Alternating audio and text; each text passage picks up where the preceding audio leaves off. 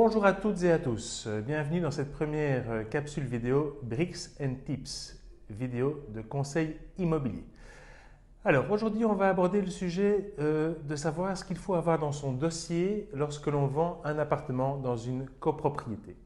Le premier document c'est le certificat PEB, certificat de performance énergétique du bâtiment.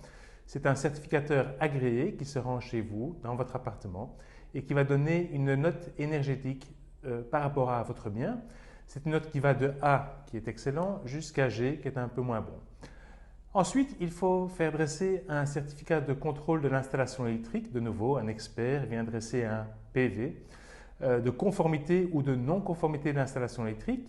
Si ce n'est pas conforme, pas trop de soucis, c'est à l'acquéreur à mettre en conformité l'installation électrique de votre appartement.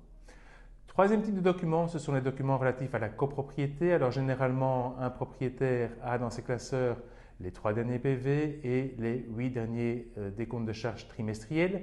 C'est bien, mais ce n'est pas suffisant. Donc il va falloir interroger spécifiquement lors de la vente de votre appartement le syndic et lui demander un complément d'information. Il va nous communiquer notamment le fait de savoir si le vendeur, donc vous en l'occurrence, avez des arriérés de paiement au niveau des charges.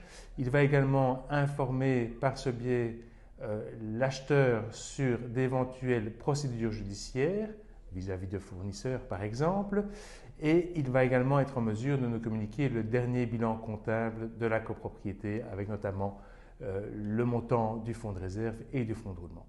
Quatrième type de document, ce sont les renseignements urbanistiques. Donc là, on interroge la commune sur laquelle est situé l'appartement et on va demander donc à cette commune de nous informer sur les permis qui ont été octroyés par rapport à l'immeuble et sur d'éventuelles infractions urbanistiques. Voilà, c'est très important de constituer ce dossier dès le début. Pourquoi ? Parce que si vous n'avez pas ce dossier, il y a deux choses. Premièrement, l'acheteur n'a pas été informé correctement, donc il achète quelque chose qu'il ne connaît pas, un chat dans un sac. Et deuxième chose, c'est que le notaire, même si c'est votre meilleur ami, votre père ou que sais-je, ne sera pas en mesure de rédiger le compromis de vente. Donc ça veut dire qu'il va falloir, une fois que l'offre est acceptée, commencer à constituer ce dossier, ce qui peut prendre du temps. Et le temps, ça joue en votre défaveur, puisque l'acheteur peut, à juste titre, se sentir lésé.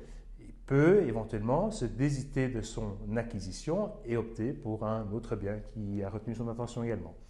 Donc voilà, ce dossier est très important. Le temps, l'époque où il suffisait de prendre clac-clac quelques photos et de les mettre sur Internet est complètement révolu. Constituer un dossier de vente dès la mise en vente est excessivement important. Voilà, j'espère que cette première vidéo vous aura plu et on se retrouve très bientôt pour d'autres conseils immobiliers.